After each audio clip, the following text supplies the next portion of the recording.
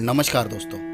इस कहानी के सभी पात्र और घटनाएं काल्पनिक है। इसका किसी भी जीवित या मृत व्यक्ति से कोई भी संबंध नहीं है, और अगर इत्तेफाक से संबंध आता भी है तो वो एक संयोग समझे। तो चलिए कहानी शुरू करते हैं। मेरी माँ एक मशहूर तवायब थी, मगर मेरे जन्म लेते ही पिताजी ने उन्हें तलाक दे दिया और मुझे अपने दोस्त के हवाले करके खुद परदेश चले गए। मुझे हर मर्द बुरी नज़र से देखता था, क्योंकि मैं एक तवायब की बेटी थी। एक रात पिताजी के दोस्त की बीवी ने मुझे घर से धक्के मारकर निकाल दिया। मैं रोती हुई गांव के बाहर चली गई, जहां एक झोपड़ी में सिवाय टूटी चारपाई के कुछ न था। मैं डर कर वहीं सो गई। सुबह जब आँख खुली तो पांव तले से जमीन निकल गई, क्योंकि मेरे पैर तो रस्सी से बंधे हुए थे और सामने 300। यूं ही रात के 12 बजे मेरा दिल तेजी से धड़कने लगा था। मुझे प्रकाश ने अपने कमरे में बुलाया था। उसने मुझसे कहा था कि वह कोई ज़रूरी बात करना चाहता है। मैं भी चाहती थी कि प्रकाश से खुल के बात कर लूँ, ताकि दिल में उठने वाले दर्द को दवा मिल सके। मगर मैं उसकी माँ से बहुत डरती थी। उसकी माँ यानी मेरे पिताजी के दोस्त की बीवी किसी जल्लाद से कम नहीं थी। वह तो मुझे अपने बेटे प्रकाश के करीब भी भटकने नहीं देती थी, क्योंकि उन्हें लगता था कि मैं भी अपनी माँ की तरह ही हूँ। मैं भी ऐसे खानदानी लड़कों को फंसाने का हुनर जानती हूँ, लेकिन ऐसा तो कुछ भी नहीं था। मैं एक बहुत ही डरपोक लड़की थी। मैं अपने कमरे में टहल रही थी, तभी मेरा दिमाग सोच सोच कर फट रहा था कि क्या मुझे प्रकाश के कमरे में जाना चाहिए। दिल ने 1000 बार हाँ कहा, लेकिन जैसे ही मेरे आंखों के सामने उसकी माँ का चेहरा आता था तो दिल एकदम से घबरा जाता था। आखिर मैंने यही फैसला किया था कि मैं प्रकाश के कमरे में नहीं जाऊंगी। मैं ये फैसला करके बिस्तर पर लेटी हुई थी। मेरी आंखों से आंसू गिरने लगे थे, क्योंकि दिल में बहुत से सवाल उठने लगे थे, लेकिन ये समझ नहीं आ रहा था कि किसे दोषी ठहराऊं, पिताजी को या फिर माँ को। दरअसल मैंने तो अपनी माँ के बारे में यही सुना था कि वो अपने ज़माने की बहुत खूबसूरत तवायब थी। पिताजी को वो अच्छी लगने लगी थी, तो बिरादरी के खिलाफ जाके पिताजी ने उनसे शादी की थी। पिताजी ने सोचा था कि माँ के साथ ज़िंदगी फूलों की बिस्तर की तरह सजेगी, लेकिन उन्हें बहुत तकलीफ़ों का सामना करना पड़ा था। जिस दिन मेरा जन्म हुआ था तो घर में बहुत बड़ा झगड़ा हो गया था। दादी ने मुझे माँ से छीन लिया था। वह बोली, यह बदकिरदार औरत मेरी पोती की परवरिश नहीं करेगी, यह इसे भी अपने जैसा बना देगी। पिताजी भी दादी की बात को मान गए थे। पिताजी जैसे किसी मौके की तलाश में थे। उन्होंने माँ को तलाक देकर घर से निकाल दिया था। माँ उनसे विनती कर रही थी कि मुझे मेरी बेटी की शक्ल तो देखने दो, लेकिन उनकी किसी ने नहीं सुनी थी। उस दिन मुझे पिताजी ने अपने दोस्त को सौंप दिया था। अब मेरे परवरिश की जिम्मेदारी मेरी दादी और पिताजी के दोस्त की बीवी पर आ गई थी। पिताजी खुद यहाँ का सब कुछ छोड़कर परदेश चले गए थे। दादी भी कुछ सालों बाद दुनिया को विदा करके चली गई, लेकिन पिताजी फिर भी वापस नहीं आए। जब से बड़ी हो गई थी तब से बस पिताजी के दोस्त के जल्लाद बीवी के पास ही रह रही थी। वो मुझसे घर के सारे काम करवाती थी, मुझसे बहुत ज़्यादा नफरत भी करती थी। उनका बेटा प्रकाश मुझसे बस 2 साल बड़ा था और वह मुझ में दिलचस्पी ले रहा था। उसकी माँ को इस बात का शक हो गया था, इसलिए वो मुझ पर कड़ी नज़र रखने लगी थी। मेरी माँ अगर तवायफ थी, इसमें मेरा क्या कसूर था जो मुझे तरह तरह के ताने मारती थी। पिताजी ने कभी एक बार फ़ोन तक नहीं किया था। पिताजी मुझे संभालने का खर्चा भेजा करते थे। पिताजी के दोस्त की बीवी उसमें से 1000 मुझे देकर कहती थी कि बाकी का पैसा मैंने महीने के राशन में लगा दिया, आखिर तुम भी तो इसी घर में खाती पीती हो। और जहाँ तक कपड़े की बात है तो मुझे अपनी लड़कियों की उतरन पहनने देती थी। मैं बहुत खूबसूरत थी, लेकिन सारा दिन घर का काम करते रहने की वजह से और फटे पुराने कपड़े पहनने की वजह से मेरा हुस्न दबने लगा था।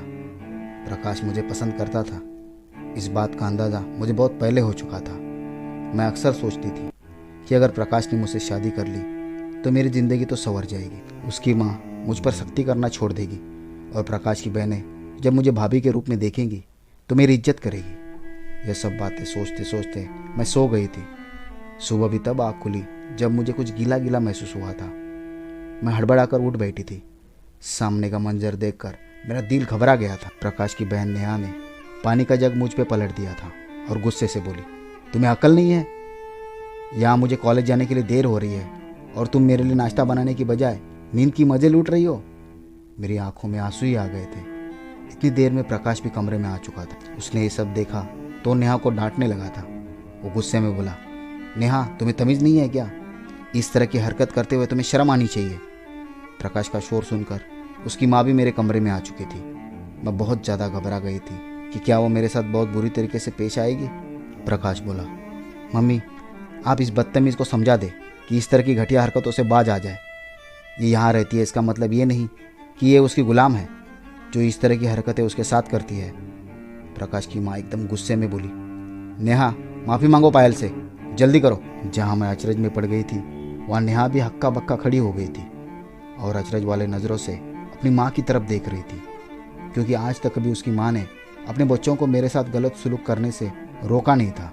नेहा मुझे खा जाने वाली नज़रों से घूरते हुए सॉरी कहकर बाहर चली गई।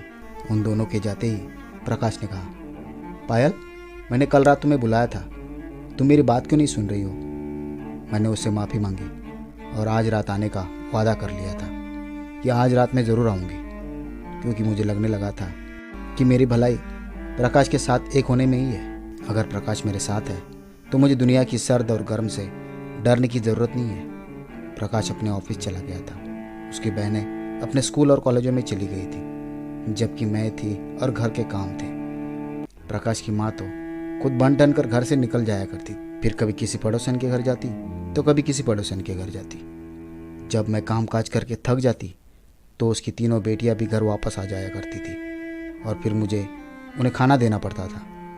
मगर मजाल है जो कभी उन्हें मेरे हाथ का बना हुआ खाना पसंद आया हो, वो 100 नुक्स निकाला करती थी। दिल तो चाहता था कि उनसे कह दूँ कि अगर मेरे हाथों से बनाया हुआ खाना इतना ही बेस्वाद है तो खुद बना लिया करो, मगर मैं जानती थी कि अगर मैंने कभी ऐसा कह दिया तो मेरा अंजाम अच्छा नहीं होगा।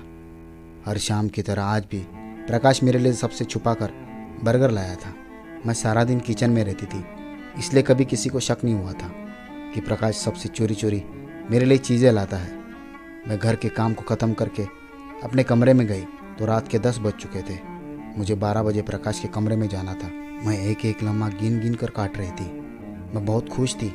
मैं चाहती थी कि आज प्रकाश मुझसे अपनी मोहब्बत का इजहार कर दे, फिर मैं एक पल बिताए बिना उसे हाँ कह दूँ कि प्रकाश मुझसे शादी कर ले। यूँ ही रात के 12 बजे मैं बहुत चोरी छुपे प्रकाश के कमरे की तरफ बढ़ने लगी थी। मेरे दिल की धड़कनें ज़ोर ज़ोर से धड़कने लगी थी। मैंने दरवाज़ा खोला तो सामने ही प्रकाश खड़ा था। वो मुझे देखकर मुस्कुराने लगा। बोला, मैं तो समझा था कि तुम आज भी नहीं आओगी। शुक्र है कि तुम आ गई हो, नहीं तो मेरा दिल टूट जाता। मैं मुस्कुरा दी थी। प्रकाश जो भी कहना है जल्दी कहो, क्योंकि तुम्हारी माँ का मुझे बहुत डर लग रहा है। प्रकाश बोला, पायल मैं तुम्हारे साथ हूँ, तुम्हें घबराने की ज़रूरत नहीं है।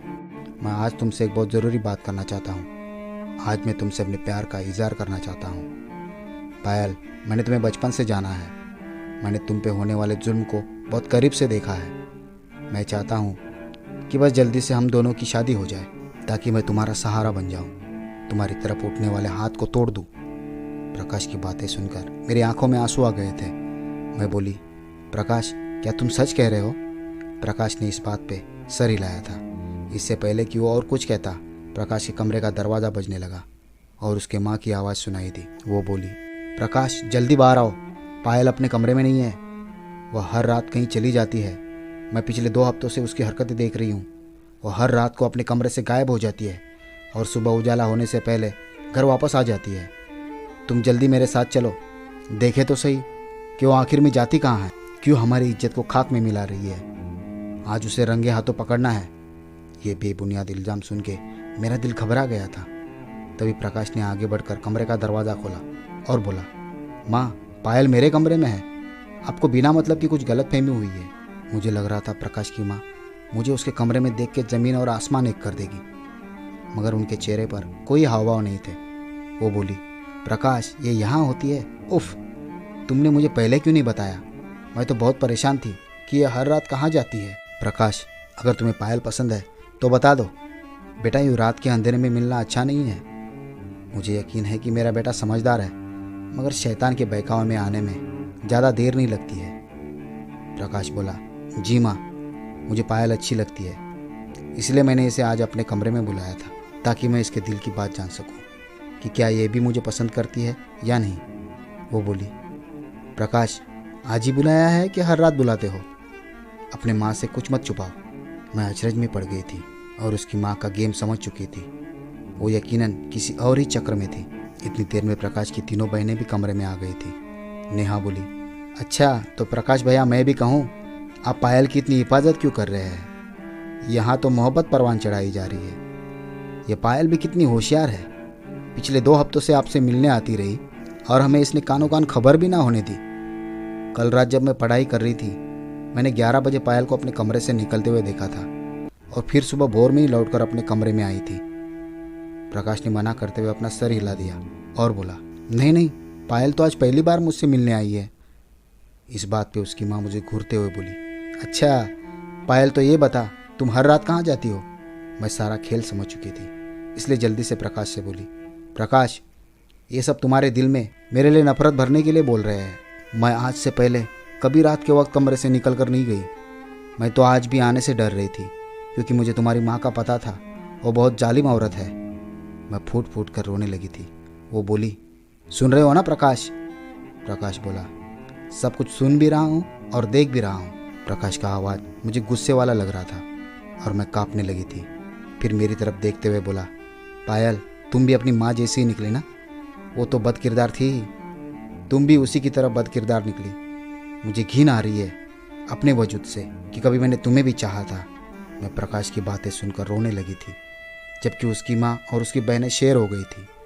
उसकी माँ बोली, पायल, अब मैं तुम्हें अपने घर में नहीं रख सकती, क्योंकि मेरी भी जवान बेटियाँ हैं। मैं नहीं चाहती कि वह तुमसे बुराई सीख ले, इसलिए मेरे घर से निकल जाओ। प्रकाश की माँ मुझे हाथ से पकड़कर खींच रही थी। मैं रोने लगी और बोली, भगवान के लिए मुझ पर रहम करो, मैं जवान लड़की इतने रात को कहाँ जाऊँगी? वो बोली, जहाँ पर रोज़ जाया करती थी। वो मुझे घसीटती हुई गेट के पास ले पहुँची। मैंने प्रकाश को पुकारा और बोली, प्रकाश, तुम ही मुझे बचा लो। वो गुस्से में बोला, मुझे तुम जैसी बदकिरदार लड़की की ज़रूरत नहीं है। प्रकाश के जवाब ने मेरे दिल पर ज़ोरदार थप्पड़ मारा था। मुझे भी गुस्सा आ गया था। मैं बोली, अच्छा हुआ प्रकाश, तुम्हारी असलियत मेरे सामने आ गई। तुम भी मेरे पिताजी की तरह मतलबी और कमज़ोर दिल वाले निकले। जिस तरह मेरा बाप अपने प्यार से मुकर गया, तुम भी मुकर गए। मुझे लगता है तुमने भी ये उनसे ही हासिल किया हुआ है। भगवान ज़रूर पूछेगा तुम दोनों को। मैं अभी और भी कुछ कहना चाहती थी, मगर उसकी माँ ने मुझे घर से निकाल कर गेट बंद कर दिया था। मुझे नहीं मालूम था कि ज़िंदगी मेरे साथ ये खेल भी खेलेगी। मैं बेसहारा पहले से ही थी, अब बेघर भी हो गई थी। मुझे बहुत ज़्यादा डर लग रहा था, क्योंकि मैं जानती थी कि शहर के हालात बहुत ज़्यादा ख़राब है। वहाँ पर तो छोटी छोटी बच्चियाँ भी सुरक्षित नहीं हैं, तो फिर मैं कैसे सुरक्षित रह सकती थी? मेरा रो रो कर बुरा हाल हो गया था। मैं भगवान से मदद मांग रही थी। मैं भगवान को पुकार रही थी कि हे भगवान, मेरी इज्जत और मेरी जान की हिफाजत करना। ये प्रार्थना करते हुए मैं सड़क पर चली जा रही थी। मेरे पास कोई मुकाम नहीं था, कोई मंजिल नहीं थी। मुझे ये मालूम नहीं था कि मुझे कहाँ जाना है, इसलिए मैं चलती रही। मैं सड़क के साथ साथ चल रही थी। जब मैंने एक ढलान देखी थी तो मैंने सोचा कि मैं यहाँ पर उतर जाती हूँ। कम से कम रात तो अच्छे से गुजर जाएगी। सुबह यहाँ से निकलकर अपने लिए कोई ठिकाना ढूंढ लूँगी। मैं नीचे उतर आई थी। मुझे वहाँ से दूर एक मशाल जलती हुई नजर आई थी। मैंने सोचा कि यहाँ पर कोई दूसरा गांव होगा, इसलिए मैं नीचे चलती रही। मुझे इस तरह के इलाके में चलने की आदत नहीं थी, इसलिए मेरी चप्पल टूट गई थी और पैर जख्मी हो चुके थे। आखिरकार मैं अपने मंजिल तक पहुँच चुकी थी। मेरे सामने एक झोपड़ी थी। मैं उसमें दाखिल हो गई तो वहाँ पर एक चारपाई के सिवा कुछ नहीं पड़ा था। मेरी आंखों में आंसू आ गए थे कि मेरे भगवान ने यहाँ पर मेरे लिए इंतज़ाम कर दिया था। मैं उस पर लेट गई थी। सुबह जब आँख खुली तो सर में बहुत ज़ोर से दर्द हो रहा था। मैं अंगड़ाई लेने लगी तो महसूस हुआ कि पाँव से कुछ बंधा हुआ है। मैं हड़बड़ा के उठ बैठी थी और सामने का नज़ारा देखकर तो मेरी जान ही निकल गई थी। मेरे पैरों को रस्सी से बांध दिया गया था और मेरे सामने तकरीबन 300 से भी ज़्यादा लोग खड़े थे। अजीबोगरीब हुलिये वाले, अजीबोगरीब कपड़े पहने हुए। उनकी चमड़ियाँ धूप की वजह से जल चुकी थी। वह सब मुझे अजीब नज़रों से देख रहे थे। उनके चेहरे पर झलक रही चिंता से साफ पता चल रहा था कि वह मेरी मौजूदगी की वजह से परेशान है और बहुत गुस्से में लग रहे थे। मैं उनको देखकर समझ गई थी कि वह जंगल में रहने वाले लोग हैं। मैंने बोला, तुम लोगों ने मुझे कैद क्यों किया है? एक बूढ़ी औरत आगे बढ़ी और उसने इशारे से मुझे ये बात समझा दी कि वो लोग मेरी बात समझ नहीं पा रहे थे और मुझे भी उनकी भाषा समझ में नहीं आ रही थी। हमने एक दूसरों को इशारों से एक दूसरे की बात समझाई थी। उन लोगों ने मुझे इसलिए कैद किया हुआ था क्योंकि वो लोग मुझसे डर रहे थे कि मैं कहीं उन्हें कोई नुकसान ना पहुंचा दूं। मैंने उन्हें इशारों से ही बात समझा दी थी कि मैं तो खुद ही यहाँ अपनों से छुपी छुपाती आई हूँ। मैंने उन्हें अपनी ज़िंदगी की सारी सच्चाई इशारों से ही समझा दी थी। मैंने उन लोगों की आंखों में अपने लिए आंसू देखे थे। मेरी बात पे न जाने उन्हें कैसे यकीन आ गया था। एक औरत मुझे अपने साथ ले गई। उसने मुझे रहने को जगह दी थी। उन्होंने मुझे अपने साथ रख लिया। वो अजीब से लोग थे। लहरों से पानी पीते थे, जंगल से ही अपनी खुराक हासिल करते, हर किस्म की टेक्नोलॉजी से बहुत दूर थे। मुझे उन लोगों की ज़िंदगी बहुत पसंद आ गई थी, इसलिए मैं उनके साथ ही रहने लगी थी। वक्त गुजरता गया और मुझे उन लोगों के साथ रहते हुए 6 महीने हो गए थे। इस दौरान मैं उनकी भाषा समझने लगी थी और वो अभी मेरी बातों को किसी हद तक समझ जाया करते थे। अभी हम लोग एक दूसरे को अच्छे से समझने लगे थे। एक दिन मुझे उन लोगों में कुछ बेचैनी सी नज़र आ रही थी। मैंने उसका कारण पूछा तो मुझे उस औरत ने बताया कि तुम जैसे चंद लोग हमारे इलाके में आ गए हैं। उनके हाथों में अजीब सी चीज़ें हैं, ऐसा लगता है जैसे वो हमारी जासूसी करने के लिए आए हैं। ये बात सुन के मैं बहुत डर गई थी, क्योंकि ये जंगल में रहने वाले लोग अब मेरा परिवार बन चुके थे। मैं उन्हें मुसीबत में नहीं देख सकती थी। तब मुझे उनके सरदार ने अपने खेमे में बुलाया था। वह बोले, हमारे लोगों को तुम पर शक है कि तुमने यहाँ पर रहते हुए अपने लोगों को हमारी जानकारी दी है, इसलिए यहाँ पर हमारी जासूसी करने आए हैं। मैंने ज़ोर ज़ोर से मना करने के अंदाज में सर हिलाया और उन्हें इशारों से समझाने की कोशिश की थी कि मैंने ऐसा कुछ नहीं किया, बल्कि मैं उनकी हर मुमकिन मदद करूँगी। यूँ ही करते करते शाम के वक्त अचानक से जंगल की ओर से हू का शोर उठा था। यह लोग इस किस्म की आवाज़ तब निकालते थे जब उन्हें कोई बड़ी फतेह हासिल हुई हो। मैं और दूसरी औरतें उस ओर बढ़ने लगी थी जहाँ से ये आवाज़ें आ रही थी। आगे जाके जो दृश्य देखा वो बहुत ही डरावना था। 3 लड़के थे जिन्हें इन लोगों ने रस्सी से बांधा हुआ था और उनके कैमरे उनसे छीनकर दूर जगह पर रख दिए थे। मैं तुरंत आगे बढ़ी और उन 3 लड़कों के सामने जाके बोली, कौन हो तुम लोग और यहाँ क्या कर रहे हो? उन लड़कों का हेड बोला, हम तीनों एक न्यूज़ चैनल के लिए काम करते हैं। कुछ साल पहले हमें ये खबर मिली थी कि इस जंगल में जंगली लोगों का समुदाय रहता है, इसलिए हम कई महीनों से इन लोगों को ढूंढ रहे थे ताकि इनकी मुलाकात ले सके।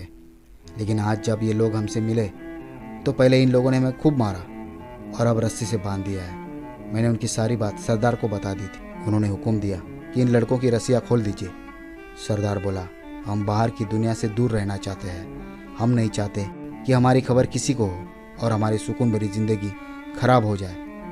उन्होंने उन लड़कों से इजाज़त लेकर उनके कैमरे तोड़ दिए थे और उन्हें रिहाई इस शर्त पर दे दी थी कि वह कोई भी खबर उनके बारे में नहीं लिखेंगे। मैंने उन 3 लड़कों की जान बचाई थी, इसलिए उनका हेड जाने से पहले मेरा शुक्रिया अदा करने आया था। उसने मेरे बारे में पूछा तो मैंने उसे अपनी सारी हकीकत सुना दी थी। मेरी दास्तान सुनने के बाद वो लड़का बोला, पायल तुम मेरे साथ चलो, मैं तुम्हें जॉब भी दूंगा और तुम्हारे रहने का भी इंतज़ाम कर दूंगा। मैं उन लोगों का शुक्रिया अदा करके चैनल वाले लड़कों के साथ निकल पड़ी थी। मुझे उस न्यूज़ चैनल में काम करते हुए 2 महीने हो चुके थे। तभी अजय ने मुझे प्रपोज़ किया था। वो बोला, पायल क्या तुम मुझसे शादी करोगी, क्योंकि तुम मुझे बहुत अच्छी लगने लगी हो। वो मेरे माँ बाप के बारे में सब कुछ जान चुका था, फिर भी उसने मुझे अपना लिया था। मैं बहुत खुश हुई थी। मैंने अजय से शादी कर ली। अजय एक बहुत ही अच्छा इंसान साबित हुआ था। शादी के 2 साल बाद भी वो मुझे अपने महबूबा की तरह ही रखता है, मुझ पर जान न्योछावर करता है। भगवान ने मुझे एक बेटा भी दिया है। अब सब कुछ है। मैं भगवान का शुक्र अदा करती हूँ कि मेरी शादी प्रकाश से नहीं हुई। शादी के बाद भी वो अपने माँ से मुझे बचाने में नाकाम ही रहता, क्योंकि वो कानों का कच्चा था। वो शादी के बाद भी मुझे छोड़ सकता था और मेरे औलाद का शायद वही अंजाम होता जो मेरा हुआ था। भगवान का शुक्रिया है कि उसने मुझे अच्छा पति देकर मेरी ज़िंदगी संवार दी थी। आज मेरे घर में नौकर चाकर है, मोहब्बत करने वाला पति है, अपनी औलाद है, मेरी छोटी सी फैमिली है और मुझे छोटी सी ज़िंदगी में और क्या चाहिए। तो दोस्तों, ये थी कहानी। अगर कहानी अच्छी लगी हो तो वीडियो को लाइक कीजिए और चैनल को ज़रूर सब्सक्राइब कीजिए। तो मिलते हैं अगले वीडियो में एक और नई कहानी के साथ। तब तक के लिए नमस्कार। धन्यवाद दोस्तों।